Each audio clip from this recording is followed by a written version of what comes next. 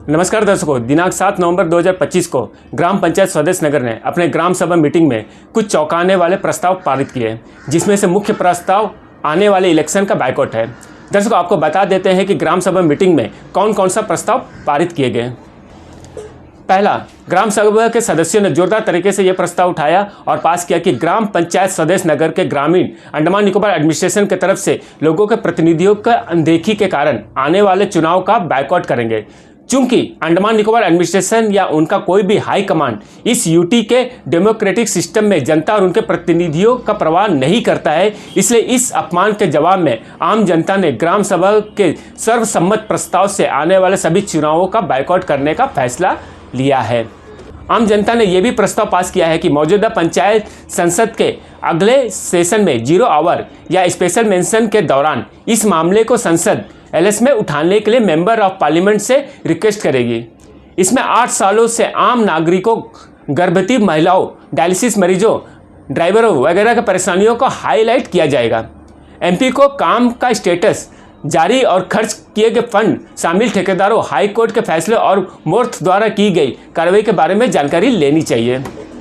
जनता ने इस बात पर भी जोर दिया कि अगर मेंबर ऑफ पार्लियामेंट ग्राम सभा के प्रस्ताव का पालन करने में नाकाम रहते हैं तो पीआरआई बॉडीज अपने पद से इस्तीफा दे देंगे।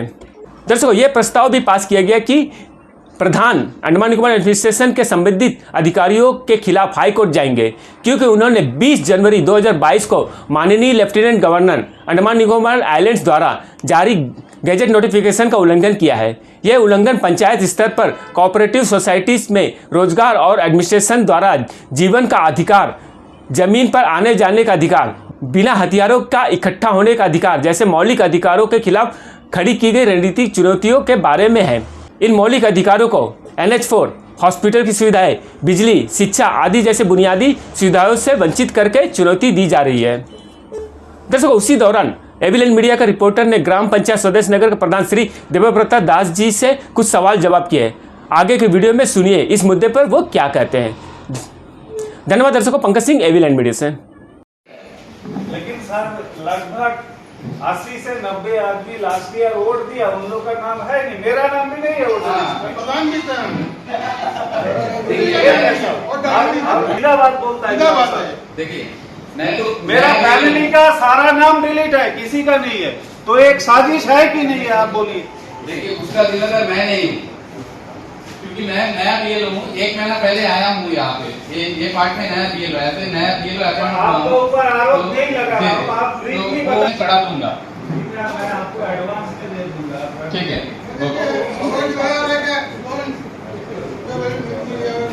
बहुत सारा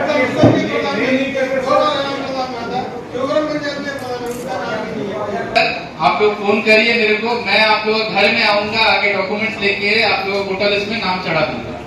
आपका बात मानता है सर, लेकिन नाम काट जाने के बाद हम 2 बार दिया बीएलओ का पास, फिर भी नाम नहीं आया। देखिए, वो बीएलओ तो मैं नहीं था। इस तरह अभी आप जगह वो जवाब मैं नहीं दे पाऊंगा। आप जगह बोल रहे हैं, हम लोग डॉक्यूमेंट दे दिया, फिर नहीं चढ़ा तो इसका मतलब हम लोग इंडिया का सिटीजन ही नहीं है। आप मुझे दीजिए, अगर वोटर लिस्ट में नाम नहीं चढ़ता तो उसका रिस्पॉन्सिबिलिटी मैं लूंगा। ठीक है, थैंक यू सर। आपका एरिया काम है मेरा स्वदेश नगर 1 से 6 नंबर वार्ड तक, 6 नंबर वार्ड। मेरा फोन नंबर ले लीजिए, जनवरी महीना में मुझे मेरे से कांटेक्ट करिए, आपका घर में मैं विजिट करूंगा, वैलिड डॉक्यूमेंट दीजिए, मैं वोटर लिस्ट में नाम चढ़ा दूंगा। Thank you sir. अभी 2002 का लिस्ट में तो इन लोग का नाम रहेगा। नाम है तो है। अभी उस मैंने देखा आपका नाम है 2002 का वोटर लिस्ट में, तो आप नागरिक है।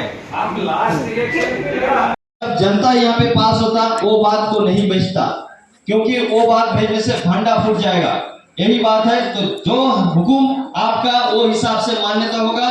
स्वदेश नगर पंचायत में आने वाला इलेक्शन को पब्लिक ने बोला कि बॉयकॉट करेंगे, हम पब्लिक का साथ है, हम उन्हीं का साथ रहेगा, इलेक्शन बॉयकॉट होगा। नमस्कार साथियों, आज दिनांक 7 तारीख 11 महीना 2025। आज हम ग्राम पंचायत स्वदेश नगर में हैं। स्वदेश नगर के प्रधान, यहाँ के प्यारे मेंबर, जिला प्रमुख, सभी यहाँ के प्यारे मेंबर और गाँववासियों को 150वां वंदे मातरम का वर्षगांठ का गौरव वर्ष का मैं बधाई देता हूँ। आज यहाँ पर ग्राम पंचायत डेवलपमेंट प्लान के लिए एक ग्राम सभा रखा गया था, जिसके तहत में 2026 और 2027 का प्लान लेना था, जो आने वाले दिनों में इस गांव का विकास के लिए क्या क्या काम होना है, इस विषय में बात होना था। बट यहाँ में गांव वाला की तरफ से और पंचायत प्रधान की तरफ से, पीआरए की तरफ से कुछ रेजोल्यूशन पास किया गया है कि इनका जो बुनियादी चीज़ें हैं, जो 3-4 साल में इन लोग जो झेल कर आ रहे हैं, जो उनका गाँव का डेवलपमेंट नहीं हो रहा है, क्योंकि प्रशासन की तरफ से और आला अधिकारी जो प्रशासन का, उनके तरफ से बहुत सारी परेशानी का सामना करना पड़ रहा है, इनको फंड नहीं मिल रहा है। ये सब चीज़ को लेकर इन लोग कुछ फैसला लिया गया है। चलिए हम जानते हैं कि यहाँ के प्रधान श्री देवव्रत दास जी से कि इनका आज का क्या रेजोल्यूशन पास किया गया है और इन लोग आने दिनों में क्या करने वाले हैं। नमस्कार सर। जी नमस्कार। आपका चैनल को और आपको देखने वाले सभी व्यूवर्स को मेरा तरफ से बहुत बहुत शुभकामनाएं। देखिए, आज हमारा पंचायत का दूसरा जीपीडीपी ग्राम सभा था। आज हमारे बीच में हमारे जिला परिषद मेंबर जी उपस्थित है, हमारे प्रमुख मैडम मायाबंदर के उपस्थित है, हमारे सभी पीआरआई मेंबर्स यहाँ पे उपस्थित है। कुछ पीआरआई मेंबर्स अभी काफ़ी टाइम हो चुका है, बाहर गए हैं। तो आज जो ग्राम सभा का जो उद्घोष हुआ था, उसी के संदर्भ में जैसे ही स्टार्ट हुआ तभी जो है कुछ हमारा पब्लिक में से आवाज़ उठा है, बात उठा है कि बार बार ऐसे ग्राम सभा बुलाया जाता, हम लोग सारा काम छोड़ के आते हैं, एक तरफ में रास्ता घाट कुछ नहीं है, बहुत तकलीफ़ करके यहाँ तक पहुँचते, जाने के लिए कोई साधन नहीं है वापस जाने के लिए, तो हम लोग बहुत मेहनत करके चल के घर जाना पड़ेगा। अब जो है हमारा कोई ग्राम सभा का मान्यता इन 4 सालों से कोई मान्यता हमको मिला नहीं। हमारा कोई भी काम, हर साल हम लोग काम देते हैं, लेकिन वो काम को जो है सही ढंग से उस काम को एग्जीक्यूट नहीं किया जाता। तो हमारे से सवाल उन्होंने काफ़ी सारा सवाल पूछा कि आप जो नहीं कर पा रहे तो आपको प्रधान या फिर मेंबर बॉडी बना के रखने का ज़रूरत क्या है, जब आप कर ही नहीं सकेंगे कुछ। जब एडमिनिस्ट्रेशन आप लोगों को नॉर्थन मिडिल बोलिए, पूरा अंडमान बोलिए, सभी पीआरआईस को जो है ऐसे करके जो है कॉन्ट्रैक्ट करके रखा है, एकदम संकुचित करके रखा कि उनको जो है जनता का हक को उनका द्वार तक पहुंचाना नसीब नहीं हो रहा है। जबकि हमारा संवैधानिक हक है, तो उनका तरफ से जायज़ मांग लगा और सभी ने समर्थन किया कि ऐसा होने से तो प्रधान पंचायत को तो रहना ही नहीं चाहिए, उन लोग को छोड़ देना चाहिए बार बार जनप्रतिनिधि बनाना। उसका बाद उनका ये भी सवाल रहा कि इलेक्शन बार बार करके फ़ायदा क्या है। ऐसा इलेक्शन करने का फ़ायदा नहीं, लाखों रुपया खर्चा करना होता है, इतना आयोजन करना होता है, उसका बाद जो है इलेक्शन करने के बाद जनप्रतिनिधि को सुना नहीं जाएगा। अगर जनप्रतिनिधि को अगर सुना नहीं जाता, उसका मतलब पब्लिक का आवाज़ को सुना नहीं जाता। तो जिस देश में डेमोक्रेसी को प्राधान्य दिया, ठीक है, ज़्यादा इंपॉर्टेंस दिया है, डेमोक्रेसी का बुनियादी उसका प्रिंसिपल के ऊपर देश का संविधान बना है, और संविधान ने हमको जो है पावर दिया है, पंचायत राज को जो है एक्सेप्ट किया है, मान्यता दिया है, 73rd अमेंडमेंट एक्ट आया है। तो इतना सारा करके 29 सब्जेक्ट का प्रावधान दिया, इतना सब करके फ़ायदा क्या है? तो उनका बोलना है कि इलेक्शन भी बॉयकॉट करिए, आने वाला समय में कोई इलेक्शन ना हो। यहाँ पे हमारा स्वदेश नगर पंचायत से हम लोग कोई भी इलेक्शन नहीं करेंगे, उनका मांग है। और उनका तरफ से सभी जो है जितना उपस्थित मेंबर्स थे ग्राम सभा में, रिजोल्यूशन को पास किया उनका तरफ से, और हमने भी मान्यता देना, क्योंकि हमारा तो हम तो उनका सम्मान को ही बचा नहीं पा रहे। अगर उनका आबरू को हम बचा नहीं पा रहे तो हमको इस पद में रह के होगा क्या? लेकिन उससे पहले मेरा जवाब में हमने सिर्फ इतना बोला कि हम जैसे प्रतिनिधि है, अंडमान निकोबार का जो हमारा एमपी साहब है वो भी एक प्रतिनिधि है। जैसे इन गांव के लोग हमको चुन के भेजा है, मेंबर को, प्रमुख को और जिला को, वैसे ही एमपी को भी चुन के भेजा है। तो जब एमपी साहब का भी डिमांड को सुन रहा है कि सुना नहीं जा रहा है, अगर कोई पहल नहीं हो रहा है, तो फिर एमपी साहब को भी ये हमारा निर्णय है, हम लोगों ने ये रिजोल्यूशन में पारित किया है कि एमपी साहब को अगला बार पार्लियामेंट में जाना पड़ेगा, पार्लियामेंट को बात उठाना पड़ेगा कि ये NH4 का विषय में, NH4 क्या है कि नॉर्थन मिडिल अंडमान का लाइफलाइन जो हमारा जीने का एकमात्र जरिया है, उसको ख़त्म कर चुका है।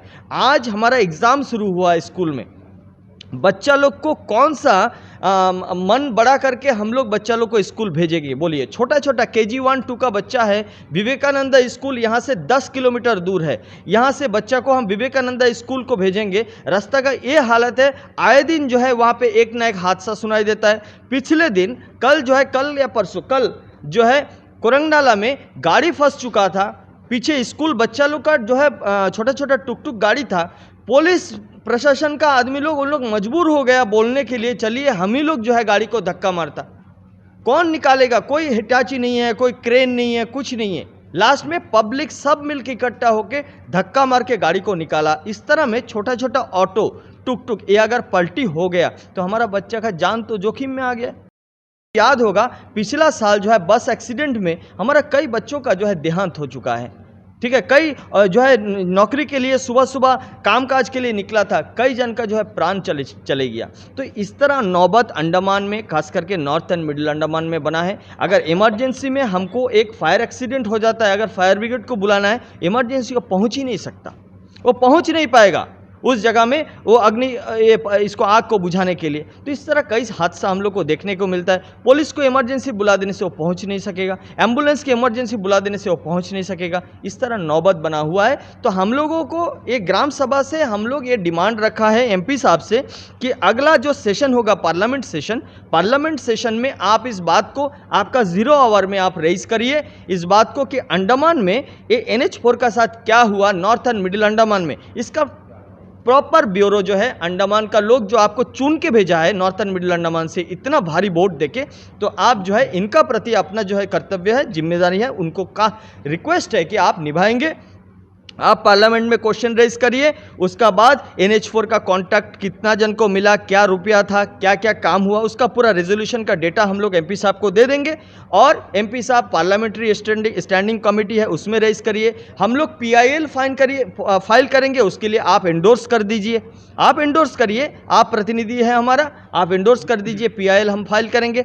ठीक है, तो हमारा ये सब MP साहब से मांग है। अगर MP साहब इसमें भी नाकामयाब हो गया तो जरूर उनका नाकामयाबी देखते हुए हम लोग जरूर इस्तीफा दे देंगे। अगर MP साहब नाकामयाब हो गया कि ये प्रतिनिधि, हमारा प्रतिनिधि नहीं सक रहा है, उनका बात नहीं सुना जा रहा है, उनको मौका नहीं दिया जा रहा है, तो हम लोग जरूर ये आज अनाउंसमेंट कर रहे हैं हम लोग कि हम लोग सब के सब, हमारा सारा मेंबर्स और सारा बॉडी हम इस्तीफा दे देंगे, हमारा ग्राम पंचायत का हम लोग इस्तीफा दे देंगे। और जो है एडमिनिस्ट्रेशन से भी हमारा ये मांग है कि आप इस पे काम अगर नहीं करेंगे तो जान लीजिए आज जो रेजोल्यूशन हो चुका है इस पे एकदम काम किया जाएगा कि अगला जो इलेक्शन है, हमारा जो भी इलेक्शन, हमारा पब्लिक जो बोला, आने वाला जो भी इलेक्शन होगा उस इलेक्शन को स्वदेश नगर पंचायत का लोग जो है बॉयकॉट कर देगा। हम लोग कोई भी इलेक्शन में नहीं जाएंगे। आज देखिए, आप सोच के देखिए, जिस रास्ता से सब्जी वाला सब्जी लेके जाएगा, पोर्ट ब्लेयर का मार्केट तक पहुंचता था, इतना सुंदर इकोनॉमी बना था, आज उसको तबाह कर चुका है। लोग जो है पोर्ट ब्लेयर तक सब्जी लेके नहीं जा पा रहे, तो सब्जी वाला का सब्जी सड़ रहा है। यहाँ पे लोकल मार्केट में कितना बिकेगा? तो कुछ बिक्री नहीं हो रहा है। आज मेडिकल पेशेंट बोलिए कोई जा नहीं सकता, सब्जी वाला बोलिए, हर क्षेत्र का जो स्टेक होल्डर है वो सब जो है इसका विक्टिम बन चुका है, सभी विक्टिम बन चुका है। चाहे स्टूडेंट बोलिए, चाहे एक ओल्ड एज पेंशन होल्डर बोलिए, वो पेंशन लेने के लिए जाएगा, बीमार इंसान रहता है, ओल्ड एज में उनका इम्यूनिटी कम रहता है। आज एक डायलिसिस पेशेंट बोलिए, वो डायलिसिस के लिए बिल्ली ग्राउंड से, स्वदेश नगर से जाना है मायाबंदर डायलिसिस करने जाएगा, वो तो जाते जाते उनका दम तो घुट जाएगा, वहाँ पे ख़त्म हो जाएगा वो। आप सोच के देखिए, डायलिसिस पेशेंट के साथ इतना बड़ा अन्याय हो रहा है यहाँ पे। तो ये सारा गलत चीज़ का विरोध में स्वदेश नगर पंचायत जो है खड़ा हुआ। देखिए, राष्ट्रहित सर्वोपरि है।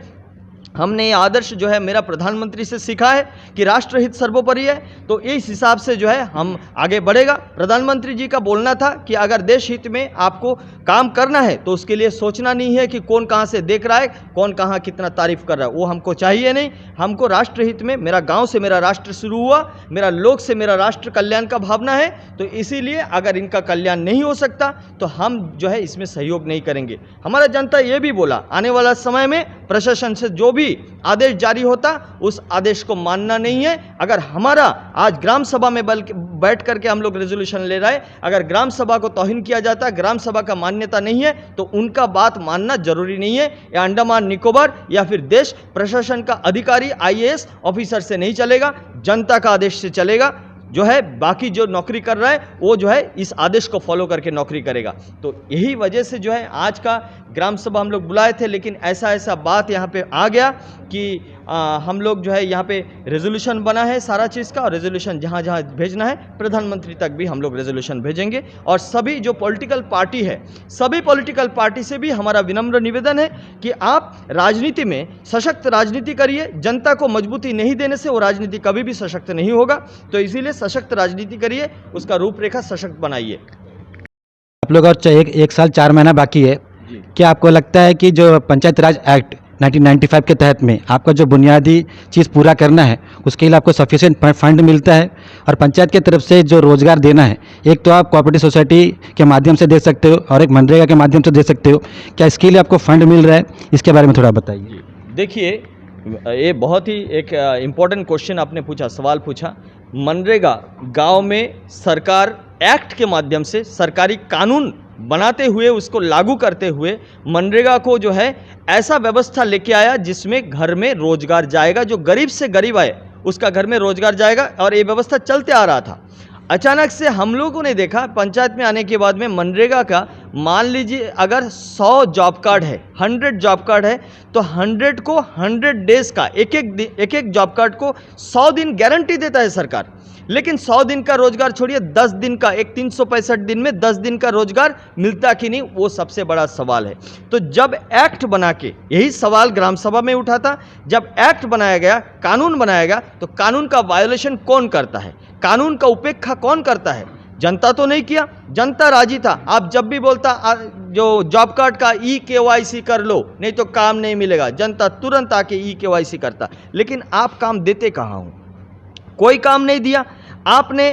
कोऑपरेटिव सोसाइटी था हमारा यहाँ पे, कोऑपरेटिव सोसाइटी किसका बना था? बेरोजगार समूह का एक कोऑपरेटिव सोसाइटी बना था। उसको पारित कौन किया था? हमारा उस समय का 2012 का LG महोदय पारित किया।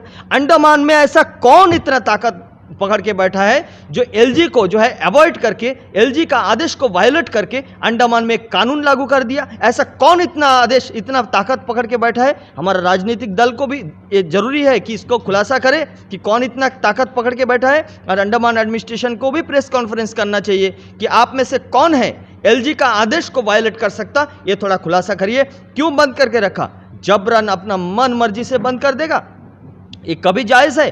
तो इसी को देखते हुए नौकरी, कामकाज सब बंद हो चुका है, सब जगह बेरोजगार फैला हुआ है। इतना सब देखते हुए हमारा लोग ये डिमांड किया, क्या प्रधान जी हम आपके साथ है, क्या आप अपना डायरेक्टोरेट को आप मेंशन करिए, इन्फॉर्म करिए कि आप जो है हमारे लिए कोर्ट जाएंगे, जनता का अधिकार के लिए आप कोर्ट जाएंगे, और हमारा तरफ से उनका साथ, उनका जो भी है जनता में जो आदेश बना उसको मान्यता देने के लिए हम प्रतिबद्ध है, क्योंकि उनका ही प्रतिनिधि हम हैं। तो इसीलिए आज का रेजोल्यूशन बना है कि हम कोर्ट भी जाएंगे, हाई कोर्ट तक हम जाने के लिए तैयार हो गया, सज्ज हो गया। अब हमारा नेक्स्ट ये रहेगा, हमारा रेजोल्यूशन के साथ में हमारा डायरेक्टोरेट RD, सेक्रेटरी RD को हमारा लेटर जाएगा कि हमारे लिए फंड का बंदोबस्त करिए तथा प्रशासनिक सहायता का बंदोबस्त करिए। हम कोर्ट में इसका ये व्यवस्था, जो व्यवस्था इंसान का खिलाफ है, जो हमारा पब्लिक का खिलाफ है, उस व्यवस्था को हटाने के लिए हम लोग जो है कोर्ट तक जाएंगे न्याय विचार के लिए। देखिए, एक बात हम इसके साथ में जोड़ना चाहता, देश का संविधान हमको मौलिक अधिकार दिया, मौलिक अधिकार को हनन करने का अधिकार किसका है? देश में ऐसा आपातकाल स्थिति आ गया तो मौलिक अधिकार का हनन होता है। कोई कर्फ्यू जारी हो गया, चलो मौलिक अधिकार का हनन होता है। यहाँ पे मेरा राइट टू लाइफ है कि नहीं? मेरा सबसे बड़ा सवाल है, मेरा जीने का अधिकार है कि नहीं? मेरा जीने का अधिकार आज छीन चुका है अंडमान निकोबार एडमिनिस्ट्रेशन। मेरा जीने का अधिकार है कि हम डॉक्टर को जाके चेकअप कराए, हम मेडिकल जाके ट्रीटमेंट ले, आज एक पेशेंट नहीं जा सकता। मेरा जीने का अधिकार है कि हमारा आग लग गया तो घर में तुरंत जो है व्यवस्था, फायर ब्रिगेड पहुंचे, आज वो नहीं पहुंच सकता। इसके लिए जिम्मेदार अंडमान निकोबार एडमिनिस्ट्रेशन है। क्यों कोई फॉलो अप नहीं हो रहा है? रास्ता में ठीक है, हम मान लिया केंद्र का व्यवस्था है, तो आपको फॉलो, आप केंद्र का प्रतिनिधि, आप तो ऑफिसर किसका है? अंडमान निकोबार एडमिनिस्ट्रेशन किसके लिए खड़ा है? केंद्र भेजा है। अगर केंद्र भेजा है तो नेशनल हाईवे को देखने के लिए कोई क्यों नहीं है? आज ये जितना ब्रिज बनाया, कितना बार ब्रिज टूटा, क्या माल मटेरियल डाला था, कौन क्यों नहीं देखा? कौन सा इंजीनियर आया, कहां से पढ़ के आया ये लोग इंजीनियरिंग? तो मेरा ये सवाल है, जरूर कोर्ट जाएंगे। हमारा मौलिक अधिकार का हनन हुआ, हमारा राइट टू लाइफ हमारा मौलिक अधिकार है, उसका हनन हुआ। हमारा राइट टू मूवमेंट, ये हमारा मौलिक अधिकार है। हम राइट टू असेंबल हो सकता, लेकिन आज असेंबल होने के कायदा नहीं है। हम एक मार्केट नहीं जा सकता। मार्केट वो जगह होता जहाँ पे लोग इकट्ठा असेंबल होते हैं, अपना अपना ज़रूरतमंद चीज़ों का वहाँ पे लेन देन होता है, लेकिन बाजार तक पहुँचना नसीब नहीं हो रहा है। आज बाजार जाना नहीं चाहता। हमारा जितना बाजार कमेटी है, यहाँ पे बाजार के जितना दुकानदार है, सभी दुकानदार का व्यवसाय को ठप कर दिया। अंडमान निकोबार एडमिनिस्ट्रेशन का लापरवाही, नेग्लिजेंस की वजह से आज अंडमान में दुर्दशा है। आज नॉर्थन मिडिल अंडमान डिगलीपुर से लेकर बाराटांग का हालत देखिए। पूरा टूरिज्म हमारा एकमात्र जरिया है, जहाँ पे बेरोजगार लड़का लोग को टूरिज्म से 2 पैसा घर में इनकम करने को आता है, 2 पैसा रोजगार होता है। आज टूरिज्म को कैसा ये टारगेट कर दिया अंडमान निकोबार एडमिनिस्ट्रेशन। इनको क्या है, उनका जो एडमिनिस्ट्रेटिव ऑफिस है और उनका जो बंगलो बना हुआ है, सरकार करोड़ों रुपया का खर्चा करके बंगलों को चमकाना है, होना है, उसका अंडर में बहुत सारा लोग काम करते रहना है, ये सब चीज़ है। उनका आने जाने का जो वीआईपी रोड है, उस रोड का नाम हुआ वीआईपी, वो वीआईपी लोग है। और हमारा सरकार क्या बोला, सरकार बोला वीआईपी वाला सिस्टम मत लाओ भाई, ठीक है, वीआईपी वाला काफिला नहीं चलेगा आजकल। लेकिन क्या हुआ, वो क्या कर रहा है, वो अपना वीआईपी रोड को चमका के रख दिया। गांव का लोग, जो देश का सरकार खुद है, ये गांव का लोग सरकार है, ये सरकार चुना है, इसको मान्यता नहीं हो रहा है। आज इसका आदेश पे काम नहीं हो रहा है। डेमोक्रेसी नाम है, लेकिन यहाँ में ऑटोक्रेसी चलता है। यहाँ पे सब जो है मनमर्जी का सिस्टम चल रहा है। तो ये चीज़ बंद होना है। इसके लिए हम लोग कोर्ट जाएंगे, चाहे हमको एडमिनिस्ट्रेशन सपोर्ट करे ना करे, जनता का सपोर्ट लेके 1-1 रुपया उनसे दक्षिणा लेके, उनसे भीख मांग के जाएंगे कोर्ट का दरवाजा। विश्वास है कि हाई कोर्ट जो है या फिर सुप्रीम कोर्ट जो है इस पे न्याय दिला के रहेगा। ये जनता के लिए जरूर जाएंगे। जी सर, अभी आप लोग को 3.5 साल हो गया, जो आप लोग का पंचायत का जो भी फुटपाथ वगैरह बनाना है, जो पिछला पंचायत जो बना के गया, सिर्फ उसी को रिपेयर आप लोग करता है, सिर्फ उतना ही आप लोग को फंड आता है कि नया से और भी फंड आया कि आप लोग को पेपर वर्क में, एस्टीमेट के वर्क में, यूसी भेजने के लिए, इसमें आप लोग को बहुत दिक्कत होता है, ऐसा उसके बारे में थोड़ा बताइए। देखिए, मैं अंडमान निकोबार एडमिनिस्ट्रेशन का सामने आज ये प्रेस कॉन्फ्रेंस में मैं बताना चाहता हूँ, अंडमान निकोबार एडमिनिस्ट्रेशन में टॉप से टॉप जो इंजीनियर है, अंडमान निकोबार एडमिनिस्ट्रेशन का टॉप अधिकारी, उनसे सवाल पूछे और प्रेस कॉन्फ्रेंस में लाए कि 1 किलोमीटर रास्ता बनाने के लिए कितना खर्चा होता। ये प्रेस कॉन्फ्रेंस में अंडमान निकोबार एडमिनिस्ट्रेशन का आला अधिकारी को दिखाना चाहिए 1 किलोमीटर रास्ता बनाने के लिए कितना खर्चा होता। अंडमान निकोबार का बजट बनाने टाइम में ये सारा चीज़ों को लिया जाता क्या। आज पंचायत में फंड कितना आता है मालूम है रास्ता बनाने के लिए? 1 साल के लिए फंड आता है 29 लाख, 30 लाख, 34 लाख, 40 लाख। आप बोलिए, एक बीपीएल कॉलोनी बनाया जाता। बीपीएल कॉलोनी बोलने से प्रधानमंत्री आवास योजना। प्रधानमंत्री आवास योजना किसका स्कीम है? केंद्र सरकार का स्कीम है। हम लोग लागू कर रहे हैं, ग्राम पंचायत सरकार लागू कर रहा है। लागू करने से यहाँ पे एक रास्ता देना है, एक पानी देना है, एक बिजली देना है, ये प्रावधान है और उसमें फ्री देना है ऐसा लिखा है, ठीक। लेकिन अब वहाँ पे घर तो हो गया, लेकिन अप्रोच रोड बनाने के लिए हमको चाहिए 40 लाख। फॉर एग्जाम्पल, जहाँ तक रास्ता है वहाँ पे कंक्रीट, आज का कॉस्ट इंडेक्स को देखते हुए अगर हमको सीमेंट बालू पत्थर लेना है तो हमारा उसमें कॉस्ट पड़ जाएगा 40 लाख। हमको दिया कितना? 30 लाख। हम साल भर में एक फुटपाथ, एक अप्रोच रोड बना के छोड़ देगा। मेरा 11 वार्ड है, 11 वार्ड्स, मेरा 11 वार्ड का मेंबर भी वहाँ का प्रतिनिधि है। वो पूछेगा नहीं, प्रधान जी हमारा यहाँ पे कुछ तो काम करिए, मेरा भी तो गांव का लोग चुन के भेजा है, हमको भी तो कुछ काम करना है।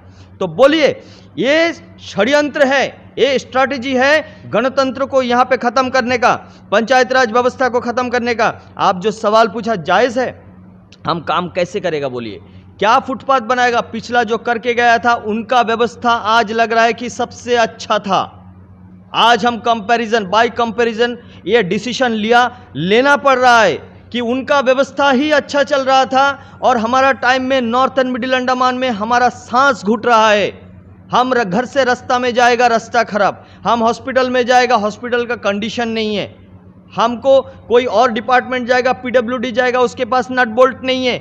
पीडब्ल्यूडी से बोलेगा रोड साइड सफाई करो, पीडब्ल्यूडी बोलेगा मेरा अंडर में नहीं है, NH4 का अंडर में है। हम इलेक्ट्रिसिटी को जाएगा, वो बोलेगा मेरे पास गाड़ी नहीं है। हम आके करंट क्या करेगा, कल देखेगा। दिन का टाइम में कोई भी व्यवस्था अंडमान में सुरक्षित नहीं है, जनहित के लिए नहीं है।